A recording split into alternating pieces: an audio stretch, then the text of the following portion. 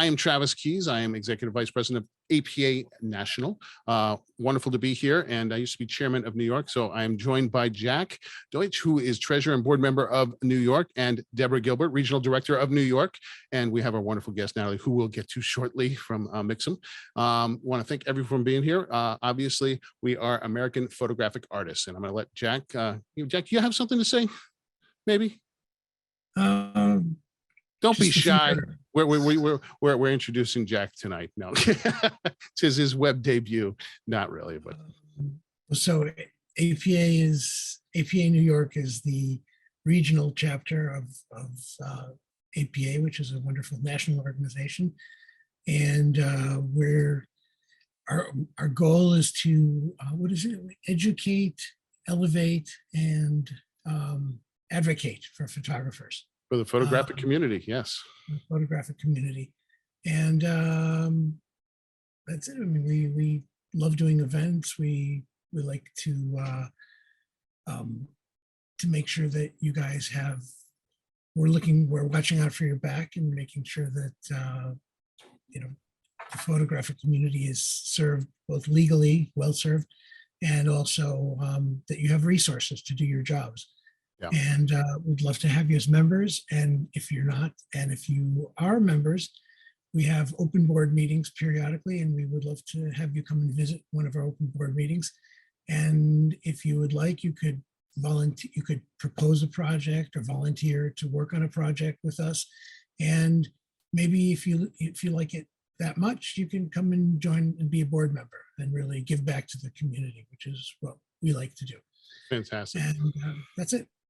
That's wonderful. And I have to say, part of what is so wonderful about APA is it's one of those things you get back as much as you give. And this is a community that what is so important for all of us is our one voice is so much more amplified by having an organization and having an organization that fights for you, not only in advocacy, but, giving you the best tools to excel in your job, meeting people to help you network, to help you sometimes when you need that. I don't know what, they called me up. I don't know what I should give them as a price. Do you have any advice? It's a great tool set for you to have and a resource that really it makes you excel as a professional photographer and also support the community, which is so smart.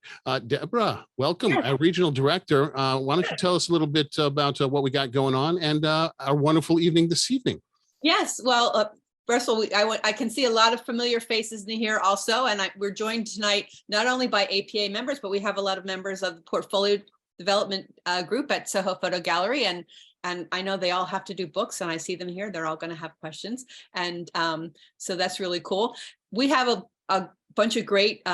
We always have a bunch of great events coming up for APA, and right now we have a few events that are going to be going up tomorrow or the next day on our website. We have on April 16th.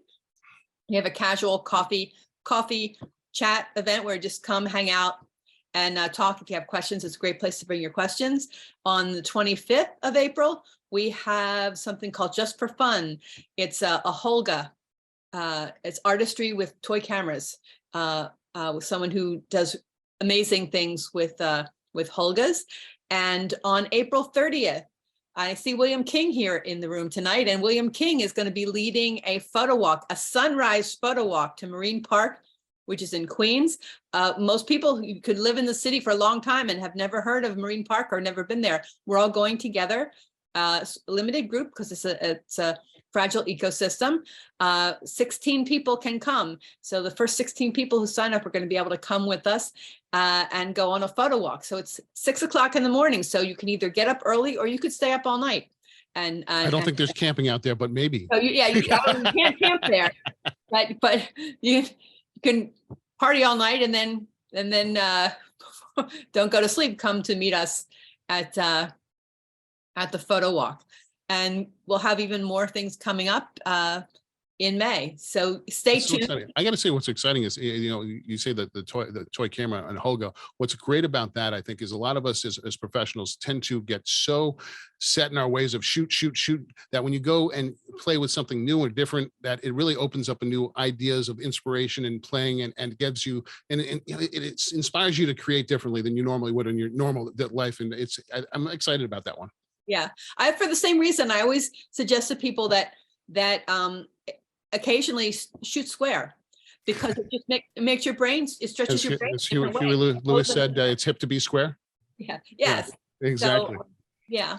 Well, before you introduce our wonderful guest from Mixam, I want to say that we are watching the chat panel, and we know we have a wonderful big presentation this tonight. So we will be watching for certain questions that we will interrupt, and if they're appropriate for the time, and we'll also have the Q&A afterwards. So please use our Q&A chat panel. I know some of you never do, and you just like using the regular panel, but we'll watch that too. But Deborah, why don't you introduce our wonderful guest for this evening?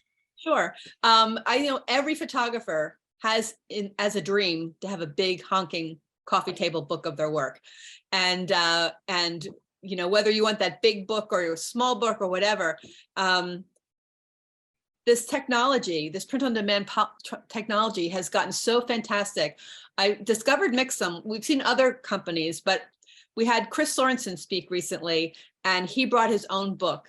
And I was bowled over by the quality of the book, and asked who did that, and he said it was this company called Mixam, and they do fantastic work and at a much lower price, much more affordable price than some other printers.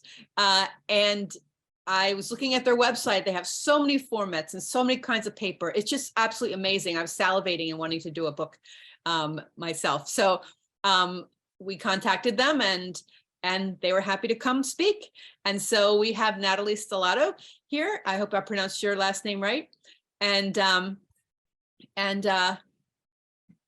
she's going to tell us all about Mixam and self-publishing your book. And make sure you put your questions in, and we'll get all your questions answered. So you can all leave tonight ready to go publish a book. So without further ado, here's Natalie. Hello, everyone. I'm Welcome. going to share my screen really quick. Okay. And can we see this all right? Looking good. Okay, awesome. Well, thank you so much, APA, for having me today. I am so grateful for this experience, also very nervous. My name is Natalie Stellato, and I am a print specialist here at Mixam. Today, we're going to talk about how to self-publish and print a successful photo book. All right, so a little bit of background information. I have been working with Mixam for about 2 years now. My job is to make print accessible to all. Outside of work, I am a film photographer and also the co-editor-in-chief of Pink Slip Zine, which is a semi-annual print publication, and we feature the works of about 50 plus local artists from the Chicagoland area.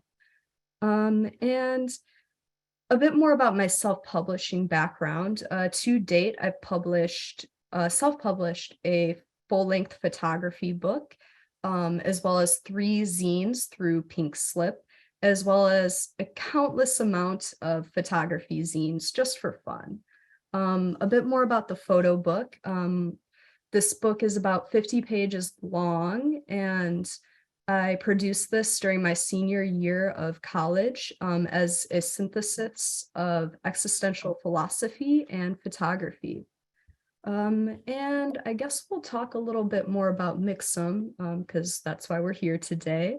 So Mixam is an online-based printing service. We offer a wide range of products from art prints to brochures, photo books, and more. One of the cool parts about our website is we've got an instant quote calculator. So if we take a quick look at our website, you can see we've got a wide selection of papers you can choose from and print with, as well as various binding types. So you can do Smythsonian binding, or even like Wire-O or perfect bound book.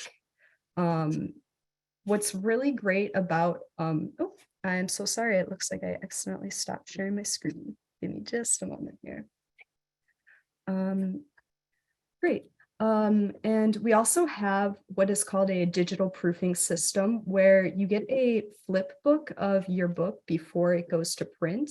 You can share this with, your with your networks, or, just have it for your own reference, and have peace of mind in knowing what your book is going to look like.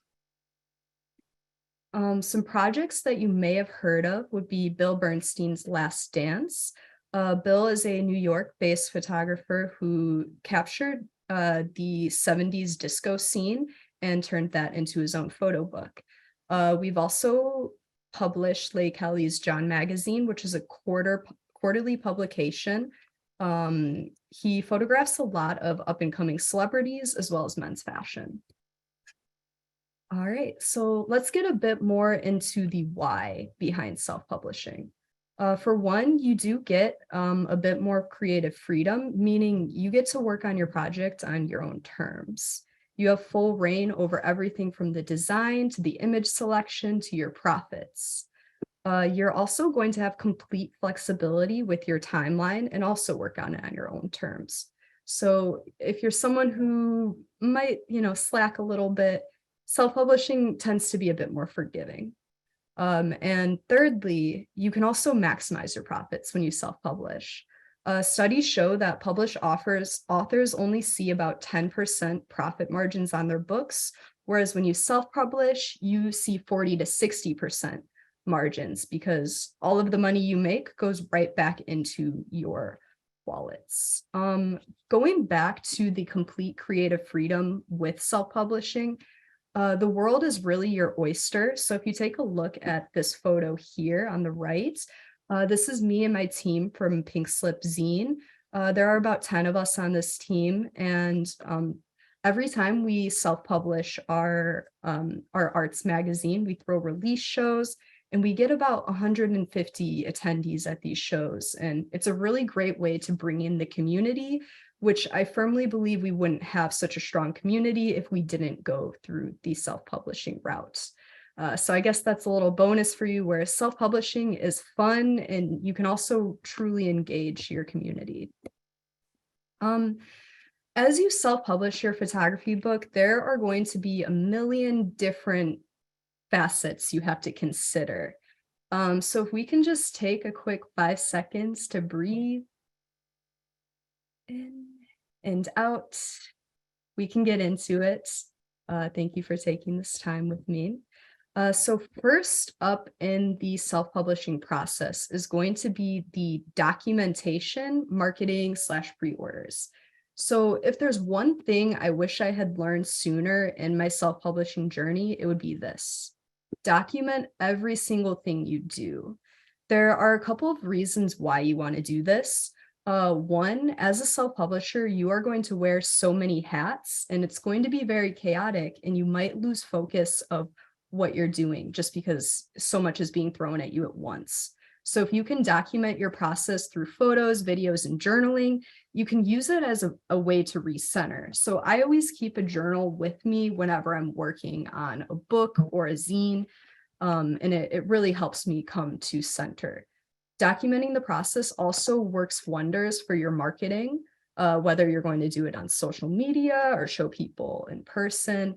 If you can show people the evidence that you are working on something that is truly renowned, it's much more likely that they're going to be invested. And thirdly, you also want to document for those memories. One thing I've learned in these past few years of self-publishing has been that the years kind of fly by, and it can be really easy to forget about, wow, like I've published a book, and it's nice to be able to look back at those memories. That said, it's equally as important to market your book. Some people love marketing, some people hate it. However, no one's going to see your book if you don't market it. It doesn't matter how beautiful it is, you need to market the book. So there are 3 ways in which you can do this through self-publishing. One, you can build a network through your local community. One way that I've done this is through the film community of Chicago.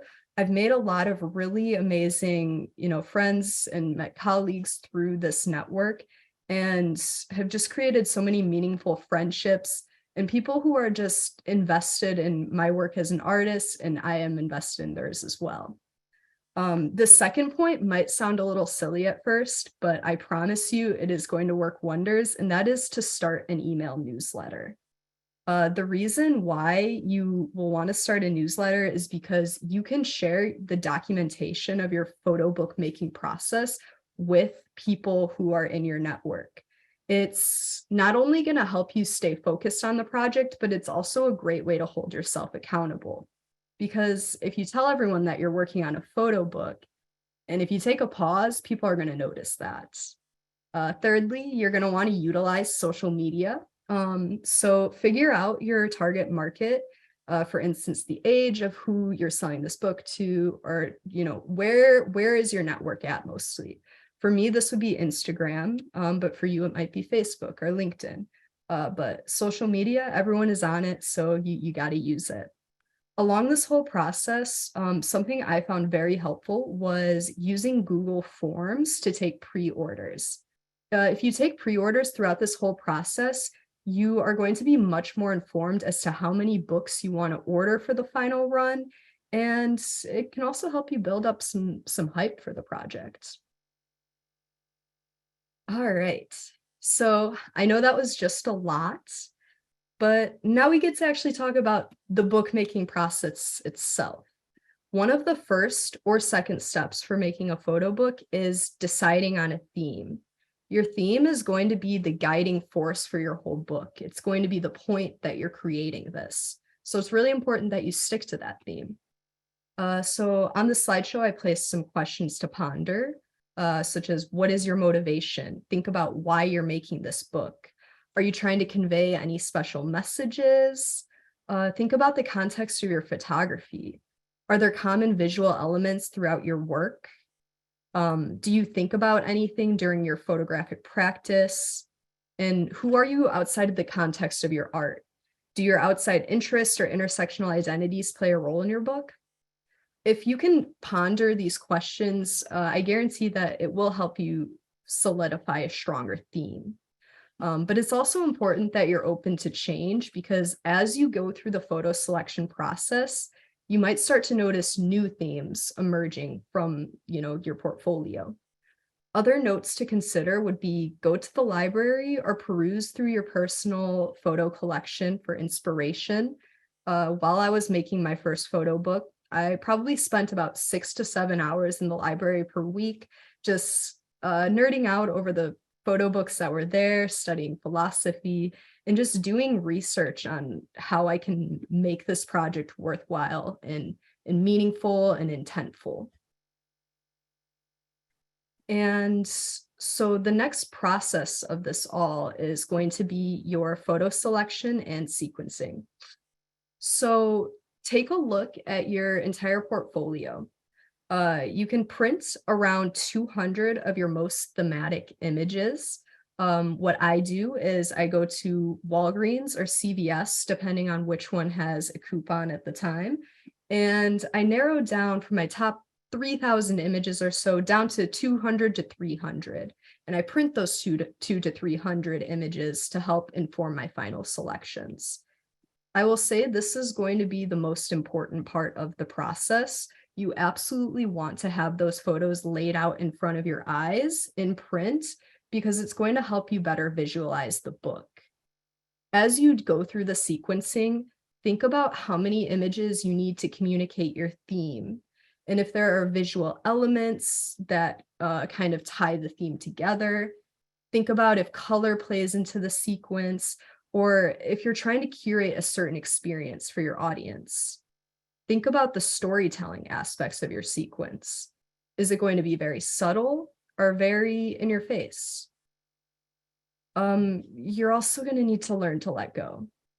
Some of your favorite images, they might not fit the theme, and it's going to pain you so hard, but you're going to have to get rid of some images that you love. But consistency is more important above all. Also, some silly little side notes: take as much time as you need, don't rush the process, and remember to experience joy. This process can make you want to pull your hair out, but remember that you are a photographer and you are putting your message out to the world for a reason. it's going to be so worth it in the end. Does anyone have any questions before we dive into the print?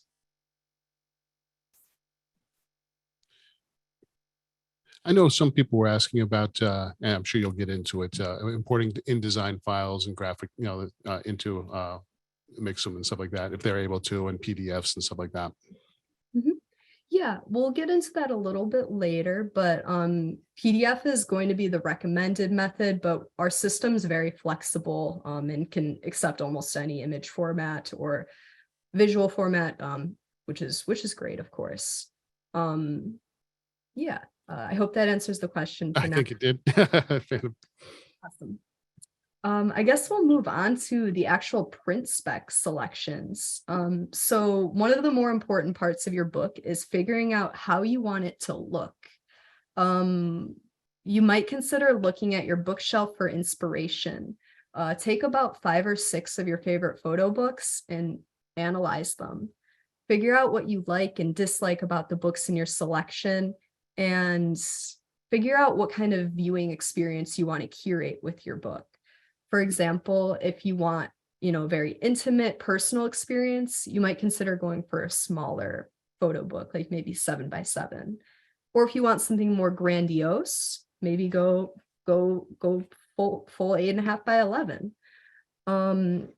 Some things that Mixam can provide to help kind of guide your decision would be a free sample pack, which kind of shows a variety of our paper types and finishes. But yeah, I'm going to go ahead and show you guys the instant quote calculator on our website and kind of go through. So I'm going to go ahead and go through the process that I would if I were printing my own photo book. So you will have the choice to do either hardcover or paperback. This might depend on your budget. Paperback, you can get a great quality book at a pretty decent quality price. Or if you want to go all out and just create just the most eye-striking book possible, maybe consider hardcover. Right now, I'm actually working on a hardcover book myself. As a print specialist, I would personally go for a book with a Smithsonian binding. As you can see, it kind of really drives up the price. However, the Smithsonian binding is going to be perfect if you have double page spreads. If you do have double page spreads and you don't go with the sewn binding and you go with the glue binding, you are going to have some image loss in the gutter of the book. So up to about 1/2 inch of the inside of that spread can get kind of eaten up by that gutter area. So, if you have the budget, go with that sewn binding. In terms of paper, you do have a choice between satin, gloss, uncoated, recycled. For photography, I would definitely recommend sticking with a satin or a gloss. Your satin paper is going to have more of a matte finish. So if you want something subtle and just classy, satin's the way to go. Or if you want, really like eye-striking poppy colors, you might consider the gloss. I am personally a satin gal, so I would go with that. And the heavier paperweight you choose, the thicker the paper. So if you have a photo with very heavy ink coverage, you might consider going for 80 or 100-pound text. 100-pound text is comparable to almost like a light cardstock. We also have, selections for if you want to do like ribbons or head and tail bands. These are just, extra little tidbits that might make the book more upscaled. But I will allow you guys to kind of explore the rest of the quote calculator on your own terms. But there are a lot of exciting factors there. Also, we do have the capability for custom print elements such as foil, spot UV, embossing. So if you are trying to do a more upscale appearance, you certainly can.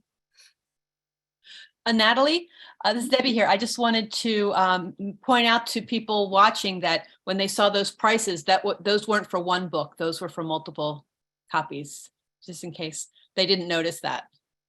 Yeah, and we also have kind of an incremental pricing structure where the more copies you order, the less per unit it is going to cost, similar to supply and demand.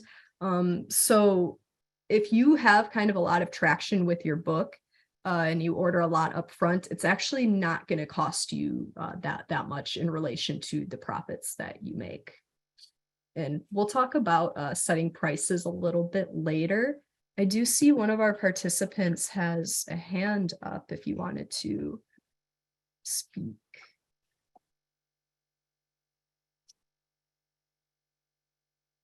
Okay. That was Janine. I'm not sure if you do put in a message in, and we'll for future reference, if you're going to put up a hand, we usually use the hands for if you want to talk live, which we will allow you to talk and ask your question live. So if you want to put your hands up, I'm going to put all hands down at this moment. So anyone that puts their hands up, make sure that you have your mic ready, and we'll do a live question with that. Thank you so much. Awesome. Thank you. We'll go ahead and move on for now. It looks like we got one question though. Oh no, they lowered their hands. They put them up and lowered them. With William King, we got one question. So let's say I know William's doing a book, and he's the one leading our wonderful Out to the Marsh. William, can you hear us? Yeah. Can you hear me? Sure can. Okay. Does the proof book paper weight match your final selection weight, so you get a really good idea of how that proof really looks? Yeah, in most cases, your proof should be close to identical to your final run.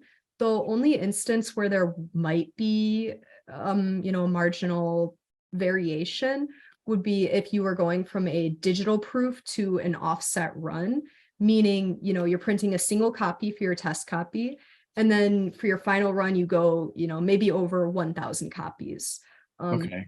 For this is because once you go over that 1,000 copy quantity, it does switch over to offset printing because that becomes the more, I guess, cost-effective option. But they are, the processes are somewhat similar. The offset's going to be a bit more traditional, and you might have slightly darker values in comparison to digital, but even in that case, the differences will be marginal. And along with that, is the finish on the proof book, does that match your final selection, whether you go satin or glossy? Yeah, so you'll have complete control over what specs you want to select for your proof copy. And as long as you do the same specs for your final run, then you can expect, comparable results. Okay, that's cool. Thanks, William. Sure. Happy birthday, by the way. Thank you very much. I appreciate it. This is where I'm spending my night with you guys. It's my birthday, and where else would I want to be but here with you guys? Thanks very much. All right. Happy birthday, Travis. Thank you. Moving on. So with Mixam, you do have kind of two different options for production. One would be print on demand, where your customers can buy your book from a link, and we'll handle all of the fulfillment and shipping. What's great about print on demand is it's very low risk, meaning any order you sell would guarantee profit for you. It also helps save time, and you can reduce paper waste because we'll only print exactly what you need. Another option, which has more potential to be lucrative, would be printing in bulk, where you order all of your books up front. There will be a bit more hassle on your end with handling fulfillment. So if you're going to mail the copies out, that can be a bit of a tedious process, but nonetheless, it is quite worth it because the more copies you order, the less per unit your cost is, and you'll be able to boost profits in return. Okay, great. So after you figure out kind of your print specs, it's time to dive into the design of your book. So your design choices are going to impact your book's appearance and effectively your revenue. So, you will have to make the decision between hiring a designer or managing the book layout yourself. If you are someone who has a creative eye and you want to maximize your profits, I would definitely recommend doing it yourself, especially if you have a design background. If you don't, that's okay. You can always hire a designer either locally or via Fiverr, just to make sure you get, the best possible appearance. In terms of design, I will highlight the importance of doing research. So as you explore the theme of your photo book, consider the history behind that theme and how design might have played a role into the history. Look into the historical influence of your topic, and it will help you to form just a more cohesive visual for your book. In terms of typography, think about the size of the book in relation to your font size. Fonts often appear bigger in print. Oftentimes you can go to around like a 9-point font, and it's very comfortable to read in a book. Also, think about contrasting your headers and your copies to make them work well together and form cohesion. I always like a serif header with like some sans serif copy. It makes for a really attractive appearance. In terms of color, think about the color palette of your photos and center your color palette of the book around those photos, because ultimately this book is about your photography and you do want to showcase that just for your own sake. If you are going the DIY route for design, you might consider going onto Pinterest and creating boards for inspiration. I often do this if I feel like I'm stuck in a creative rut. And then in tandem with your design comes your file setup. There are a million different softwares you can use. As a print specialist, I've seen everything, including PowerPoint. So really, where there's a will, there's a way. You can design with anything. My recommendation would be to go through InDesign. You can also use Illustrator, Canva, Affinity Publisher, Photoshop. But ultimately, you're going to want your final files to be in CMYK with an ink saturation below 300%. The reason for this is because all files will be printed in CMYK regardless. So if you have an RGB image and it's converted to CMYK, you'll notice it's a little bit more duller, a bit darker. And that is something you unfortunately will have to accept as a photographer in the print world. You can always convert to CMYK like right before you upload. And we can go over like your ideal export settings later on if desired. I also recommend keeping your ink saturation below 300%.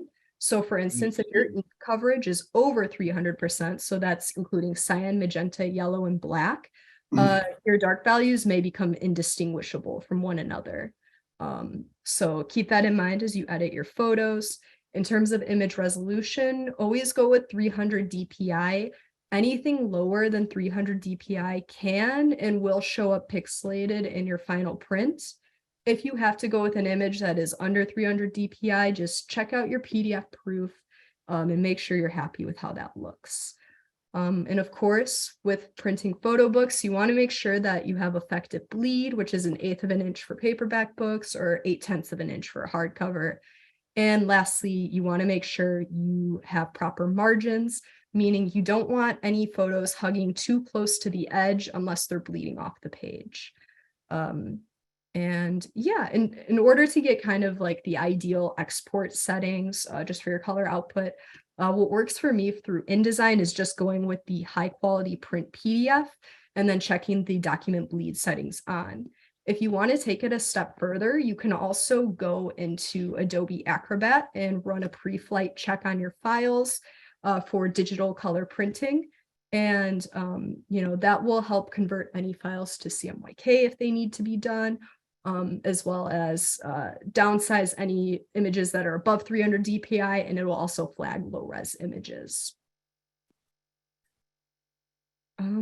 Okay. So I'm going to very briefly touch on writing just because it's not necessarily my specialty. But many, but not all books include acknowledgments, introduction, and conclusion. If done well, writing is going to enhance your viewer's understanding of the work. So you'll want to make sure you stick to the theme and keep your sentences concise while allowing your personality to shine through. If you are doing a research-based book, including your findings in that will also, really boost the, just the interesting aspects of your book. Also, you're going to want to get at least 2 sets of eyes to review your writing. Chances are you will have typos. It is almost unavoidable. You can also, if you don't have anyone who can act as a proofreader, in InDesign, you can do the keyboard shortcut Command I, and that will run a spell check feature for you as well. Just so I want to quickly had a question. Is that really a 0.8 inch bleed for the hardcover? That's over 3/4 an inch. Yes. So the reason this would be for just the hardcover book, like so the case bound area, so front cover, back cover, spine. The reason for this is because the paper that it's printed on is actually going to be wrapped around and then bound with those end sheets. So, I mean, realistically, you could get away with a 0.25 inch bleed, but I recommend sticking with the 0.8 inch bleed just to ensure, the best results possible. Thank you. Okay, so a little bit earlier, I think we talked about setting a budget. Let's talk about prices. So you should set 3 goals for yourself in terms of figuring out what quantities to print at. Pessimistic, meaning you don't think you'll sell many books at all, therefore you won't print many. Realistic, so if you can kind of get a good gauge on how many you think you're going to sell. And optimistic, maybe going 20 to 50% above what you think you'll sell. With those numbers in mind, you can set your margins. What I recommend doing to set your margins is figuring out the break-even point for your books. So I put forth this example where someone is going to print 100 books and they're $10 per unit for a total cost of $1,000. If that person were to apply a $5 markup to their book and sell them at $15 each, that means they would need to sell 67 books in order to break even on their investment. And if they sell all 100 books, they'll obtain a profit of around $500. Now, if that same person decides they want to sell it at a bit of a higher price because they know their worth and they want to make the most of their photo book, they might apply a $20 markup. That means they only have to sell 34 books in order to break even, meaning every single book after that is going to be profit and will bring them in almost $2,000. Another aspect you can think about when setting your prices is looking at similar products. So you'll notice a lot of photography books actually sell for quite a high cost, often around $50 to $60. So if you want to sell your book at that price, you certainly can. And just, throughout this process, know your worth, but also know what price is probably going to sell most and find that equilibrium. All right. In terms of, okay, so let's say you've gone through this whole process and now you're ready to place an order with Mixam. Our process is pretty easy. You just enter your specs into our calculator, add it to your cart, and then once your files are uploaded, you can get a PDF proof to review them, check for errors, and then just kind of follow the steps to go through the order. Once your order is confirmed, our team at Mixam will go ahead and conduct reviews on the files. So any file that is submitted to Mixam will be checked by a print expert, and we'll pause it if we find any issues. Oftentimes orders get paused if someone forgets to put bleed on the file or if they don't have, proper margins. But if your file is good to go, then we'll just send it straight through to production, where we'll go through pre-press, printing, trimming, binding, finishing. Your production time might vary depending on the specs you have. So, if you wanted to do a custom foil order, it might take an extra day or so. But yeah, once production's done, we'll go ahead and ship the books out to you. And once you get that delivery, it's time to celebrate your hard work. A lot of people like to throw release parties once they've got their book complete, just because it's a great way to bring your community together and just a great place to sell your books. And if you ever want to share your work on social media and tag Mixam, we always like to see what you make. That's all I've got today. Thank you guys so much for coming with me through this presentation. If you decide you want to place a Mixam order, we're also happy to offer you a discount for being a part of this presentation today. So yeah, just feel free to send over either a screenshot of this presentation or for me your email, and we'll be happy to apply that discount. I've also included a couple of resources at the end here that you might consider checking out as you create your photo book. Does anyone have any questions? So let's see, we got, I believe Pat has a question, his hand up. So let's allow Pat to talk here. And I see Williams has a question as well. Pat, are you there? Yes, can you hear me okay? Yeah, we sure can. Hi, Deborah. Question was earlier, I think, about the kind of bindings that you offer. Could you say what those are? Yeah, absolutely. So for paperback books, you can do either a staple binding, which, I've actually got a sample here. It's just held together by two industrial staples. So it's not like an at-home stapler, but it goes through like a saddle stitcher. These bindings are great if you want kind of like a seamless double page spread, but don't want to go through with a sewn binding. We also have a perfect bound book, which this is going to be, your classic paperback book that has the spine, and it's got, a glue binding to hold it all together. We also have spiral wire O binding, which a lot of people use this option for workbooks and cookbooks. And then for our hardcover books, we have Smith sewn bindings and glue bindings. Wonderful, thank you. We're Thank going to you. move it on to Barry, and then we'll go to William, and then I'm sure Deborah has a question. Deborah always has good questions. Can you hear me? Sure can, Barry. Hi, I'm sorry I missed the beginning, Natalie. Hi, Deb. Now we have to start all over for you, Barry. All right, hold up. Let's. My question is, are there different types of matte papers or gloss papers, and can we get samples to see what they look like? Yeah, so generally we stick with just like the same basic matte gloss, silk papers, because that is quite frankly how we keep our prices low. But you can order a free sample straight through our website. Okay, thank you. Fantastic. Moving on to William. You there, William? He's muted. He's coming on. William? There he is. You answered my first question. I saw that you do offer text layout on the spine. I was concerned about that. And the second question is, if one was to order additional printing, is the printing done in the same location so that the quality control remains identical or pretty much the same? Yeah, in most cases, yes.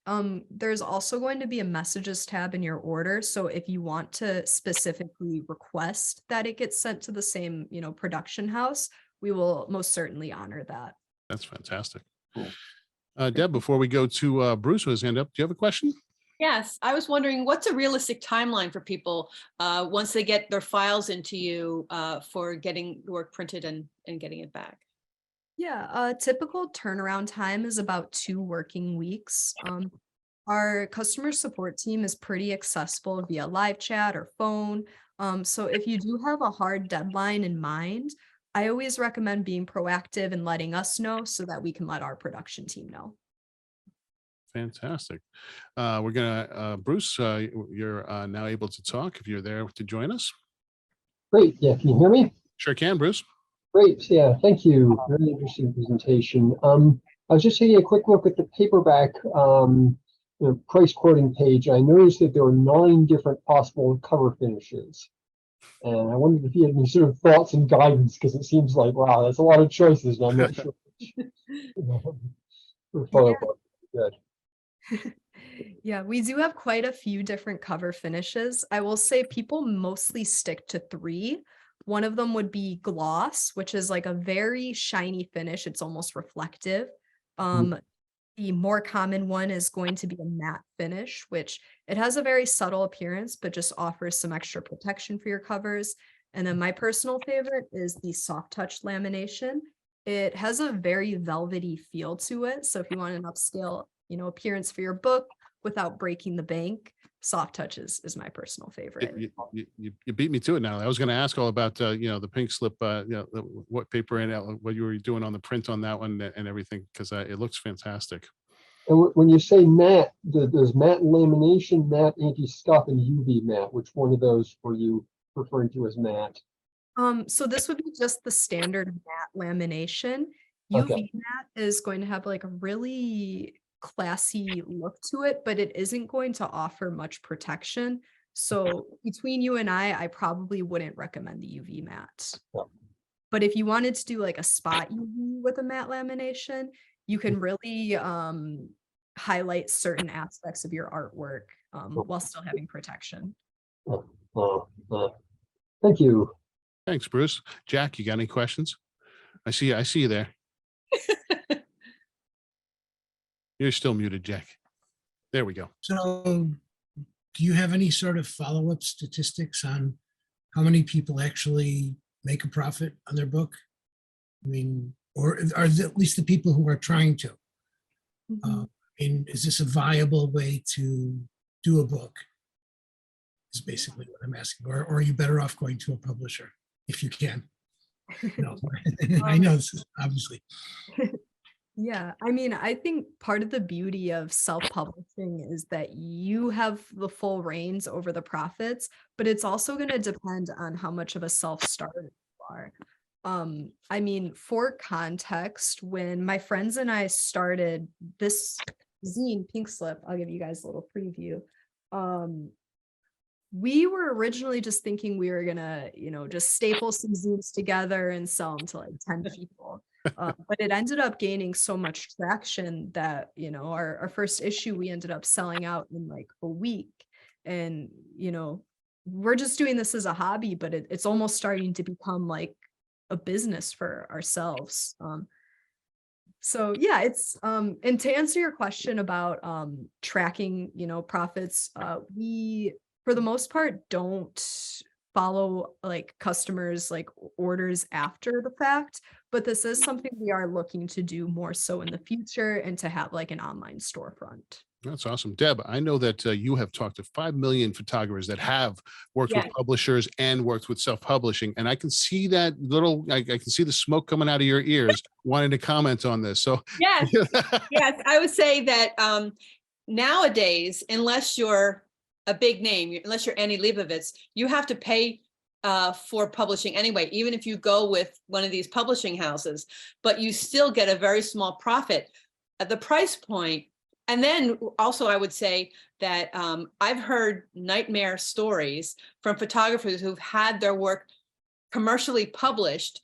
And at some point, because of tax laws, it becomes their books get remaindered or destroyed. It's more advantageous to the publisher to destroy the work. And so they'll be told, you have, 2 weeks to buy the books that are left or they'll be destroyed. And so they went to do all this work and then the remainders are destroyed. If you're self-publishing, that can't happen. And there's so many ways now it's so much of a better deal. So many photographers had started before print on demand, self-publishing, but getting 1,000 to 5,000 copies printed offshore.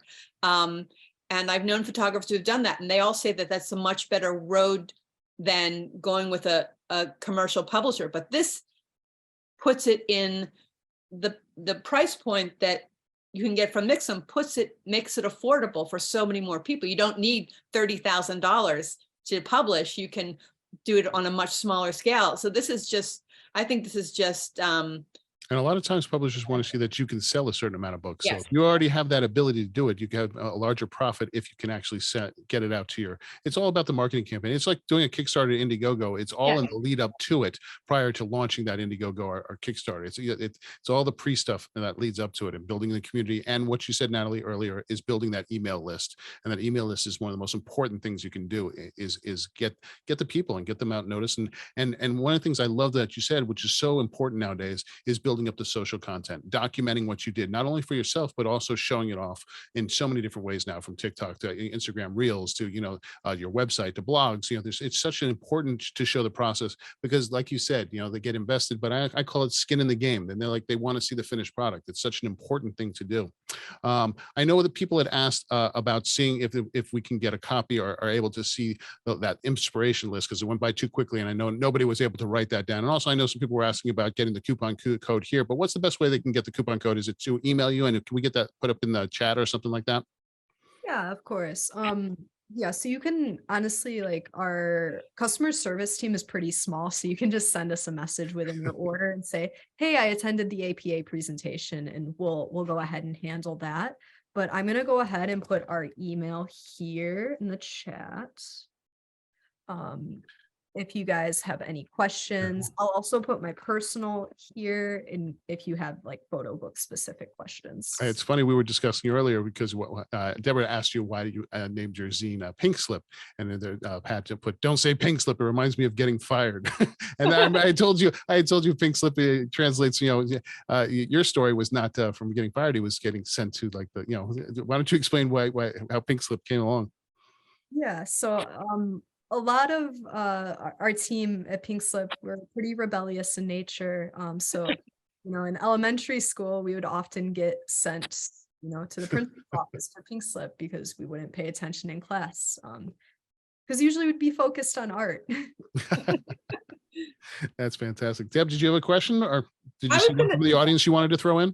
I mentioned that, last week we had this presentation about Saul Leiter, photographer, and this brings into another reason to publish a book, because the story that we learned is, so many people know of him now, but he was, until he was like almost 80 years old, pretty much unknown until he did a book. It was a little book, it was like 8-inch by 8-inch book, and his gallery considered him a charity case. They kept him because they liked him, but he would sell like 2 pieces a year, and he was up to his eyeballs in debt. He was losing his home, and then that book came out, and he was discovered, and suddenly his prints started selling, and he's the toast of the town. He's getting all these gigs and everything, and it made his career late in life. And he would have fallen into obscurity were it not for that book. So, I mean, it's something to think about. That's wonderful. We actually got a great question from Jack. How long are the files kept at Mixam? Will it be able to order a book made 2 or 3 years from now, or will I have to recreate the book? Yeah, so we'll keep your files in our cloud-based system forever. So as long as you have access to your order history, you can do reorder at any time. Very cool. I know I'd seen this a couple of times, and I think people wanted to kind of talk about going through the proof process and how do you do that before placing a larger order? What does it entail placing the proof? And someone had what is the difference between Maxim's digital proof and my PDF template of the book? Mm-hmm. Yeah. Okay. So first off, I'm sorry. The difference between the digital proof and the PDF proof is the digital one is just a nice little flip through. It's very attractive looking, where you can just, share it or embed it on your website. Versus the PDF proof, it's going to be the most accurate digital rendering of your files. So it's going to show everything in the correct color profile. And it's also going to show if your files have bleed or not. So you'll be able to see all of like the trim lines and all of that jazz. So your PDF proof is what you ultimately want to be looking at to check your files. Very cool. And the process of ordering a single proof and working before placing a large order is, and I know we kind of briefly talked that, but how easy is that? And is the cost? So when you're ordering a single proof, does that, what does that entail? Yeah, so once like you have like, you know, your files uploaded and your orders submitted, it will be placed into that queue for review. If you have any questions before then, you can either give us a call, shoot us an email, give us a chat. But we'll be mostly looking at your files to make sure that they have bleed margins, that they have good image resolution, and if anything, if we see any red flags, then we'll go ahead and send you an email. One of the things that, and I won't mention other companies, but I know I've, have done zines with other companies, stuff like that. And when I called in just to ask a question like, is this right? Or this, they said, oh, we don't do everything online. You can actually get someone on the phone and ask some questions and they'll overlook your stuff. Yes. That right And there is huge. That's- Right there. yeah, we have a pretty small team. There's about 6 of us in the US who handle all of the US orders, so you can get a very personalized experience. And if you're, you know, if you can only call in super late at night when we might be home, we do have colleagues in the UK who are also, you know, equally as knowledgeable and ready to help. That's fantastic. Let's see. I know we had a couple more questions here. Someone was asking about, do you do fulfillment via Amazon, and can you provide a way for local bookstores to order the books? Or is it, pretty much sent to the person? Or Yeah, so we have our online storefront through PrintLink. This is a feature we just launched about a month ago. So if you are going the print on demand route, then you can go ahead and publish it through there. We're hoping to have some sort of store integration a couple months down the road, as our development team is working pretty hard right now. and some people were wondering if you're going to offer different sizes, whether in hard book or different sizes in the future. Is that something you guys going to be expanding more options, or kind of stick to what you do best? Yeah, so if you take a look at our website, we do offer a pretty large range of sizes, and you can even enter a custom size. But if there is a size you don't see or it says item not available, you can give us a call and we can maybe look into doing a custom quote depending on your quantity. Or, you know, it also depends. Like if you wanted to do like an oversized book, we might not be able to accommodate that. But if you wanted to do, you know, like maybe like a 5x5 book, we could certainly gather a quote. I'm so darn inspired right now. I'm going to be making magazines and all this kind of stuff. Deborah, any more questions? I know we're coming towards 8 o'clock here, but if we have, I'm going to clear the hands that are up just to make sure that that we're up to date here. So if you actually have a question you want to ask live, now is the time to raise your hand again. And Deb, do you have a question before we roll into that? I was wondering about the flip book. Are there digital versions of the things you publish that people can sell digital versions, or is the flip book just for embedding on a website? The flip book is just for embedding on the website, but I like the way you think. So I'll probably have a conversation with our team. Fantastic. Oh, we're going back to Barry here. All right, Barry, you are unmuted and you are live. Yeah, hi Natalie. Again, I missed the beginning. So years ago, I used a company called My Publisher that was in Westchester, and they were great. I mean, really, I was sad to see them go out of business. One of the things they did is they offered dozens and dozens of templates that you can design your own book with. Well, I'm looking on your website. I only see one for portrait, one for landscape for each size. Do you have others, or are you planning to put others? So somebody like me that doesn't use InDesign or Illustrator can just use your templates and put a book together and be very happy. Yeah, right now our development team is actively creating a system where you can download either PDF templates or InDesign ones, depending on your needs. And those templates will adjust depending on your book specs. Great. And you guys are also easy to use with Canva too, no? Yeah, you could certainly use our templates with Canva. Yeah, honestly, Canva is a great resource if you don't have access to Adobe. And they've got a lot of tutorials there as well. Fantastic. All right, we're going to Dee Saunders. Okay, got it. I just had to figure out the mute thing. Oh, you got it. We hear you. Yeah. Right. I just had asked a question. Maybe you covered this, I don't know, and it's not even about the subject matter, but I just wondered if there's a way to save the chat, because normally there's like 3 dots, you click on it and it'll generate a text file, and I don't see that. And when I try to even cut and paste it, it won't allow me to select. Oh, there's some information in the chat channel that you wanted to save, correct? Right. I So we'll can't. try and copy that and get the resource links from Natalie and send a follow-up email with everybody that registered with emails that came in here. And so we'll do a follow-up email to try and make your life a little more easy. How's Okay, that sound? cool. I just, Thank you. Thanks. I just tried to save the chat and it worked. You're a panelist. Oh, I see. Yeah, Never because mind. I'm trying to do it, and just so you know, like it just goes clunk. Like, we don't like clunk. We're gonna try and make it nice and easy for you and copy all that information and send it out with a follow-up. Okay, all right, thank you. Thank you so much. All right, let's see. Barry, are you back again? I have a question. Is Yeah, everything go- printed, is everything printed in Chicago? In one facility, or do you source it out? Or Yeah, so we work with about 10-ish print facilities in the US, and we also have partners in the UK, Canada, and Australia. I see.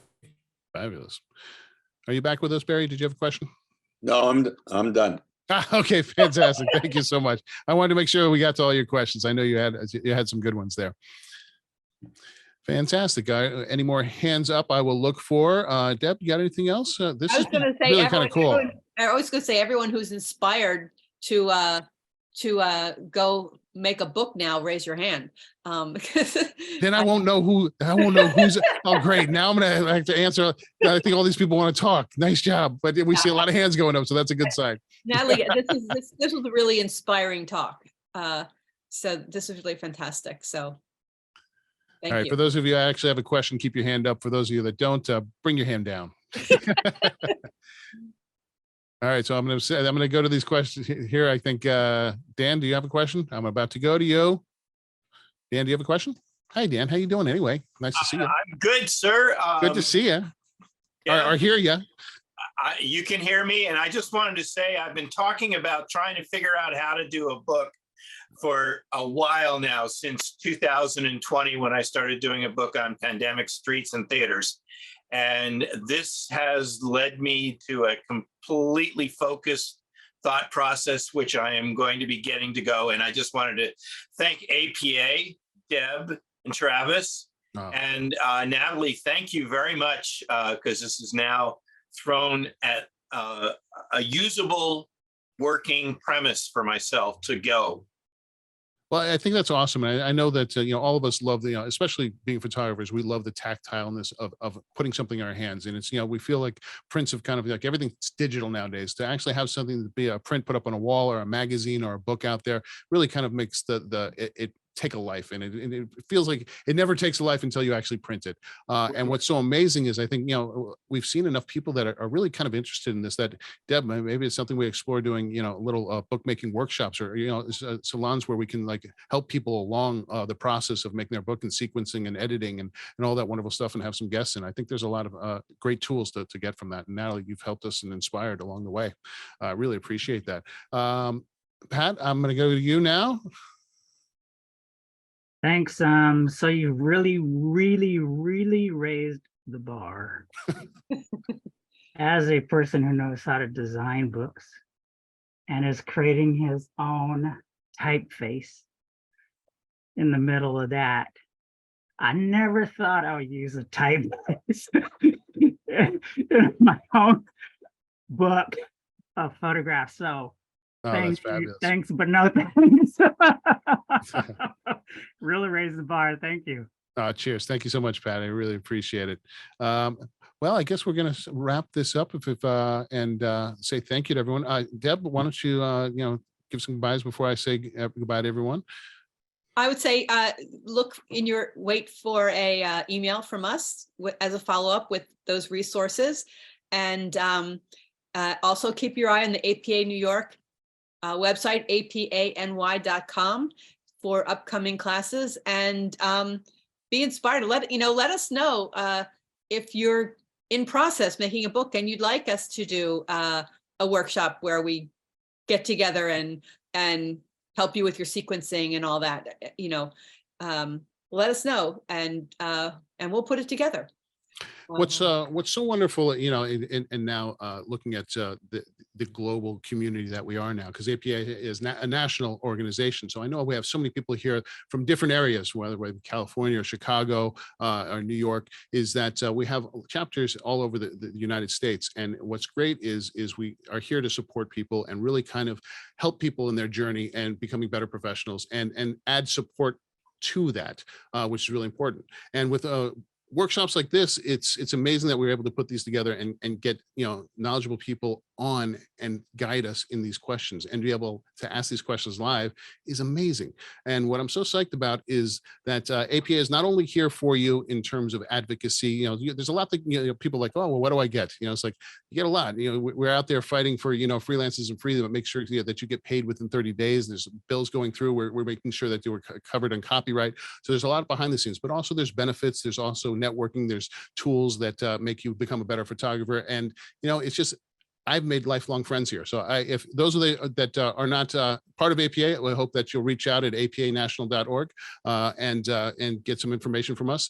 Deb does an amazing newsletter. So if you're not on our newsletter, Deb's going to put her email in the chat, because you should follow up there. And we want to follow up with all of you and find out what you're looking for, what you need, and how we can help you help the community and be a better photographer. And all of us, as one voice is really important, because we can make changes a lot more than one person shouting in the middle of the street. A lot of us shouting makes a lot more noise. So it's really appreciated. Natalie, thank you so much. Where can people follow up? And you've given us the emails. Is there any last parting messages you want to give us?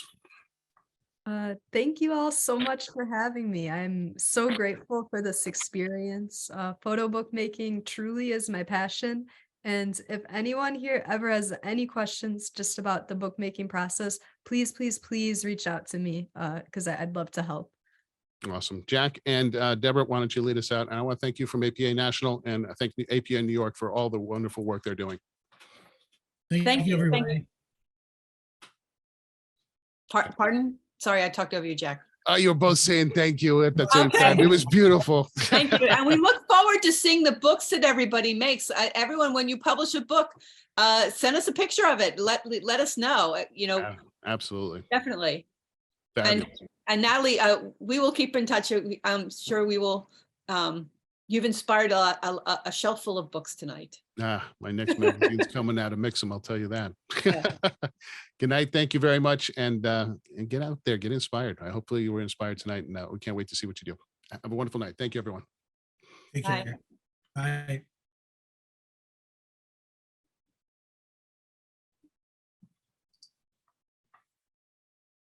Now we just kind of wait for everybody to leave. Say hi, thank you. That was wonderful. Thank you so much. That was really well done. Thank you so much for having me. I was so nervous. I know you said that, but it was like you stayed on. You stayed on topic. You gave great stuff. It was really like, I know people have been doing it for ages that don't even come close to what you just did. Yeah, you didn't sound nervous at all. No, nobody knew. Well, it was good that you had your PowerPoint, right? Yeah. Yeah. The PowerPoint. I need to walk around with a PowerPoint and like little glasses all the time so I can stay on track. No, we didn't mention is at the price point that these books are, be great for printing up leave behinds for when people go out and show their portfolio and they're so affordable. Yeah, that's the main thing I want to use them for, is create stuff like that, is for the VIP and the great people, is those leave behinds, and you can do such amazing stuff with them. They're just fantastic. I really like how Pink Slip looked. It's got me recreated. I'm like, I'm gonna have to do something like that again. Wonderful. Well, good night, everyone. I want to thank you all so much, and I couldn't think of a better way to spend my birthday. Happy birthday, Travis. Guys, have a good night. Good night. Good night.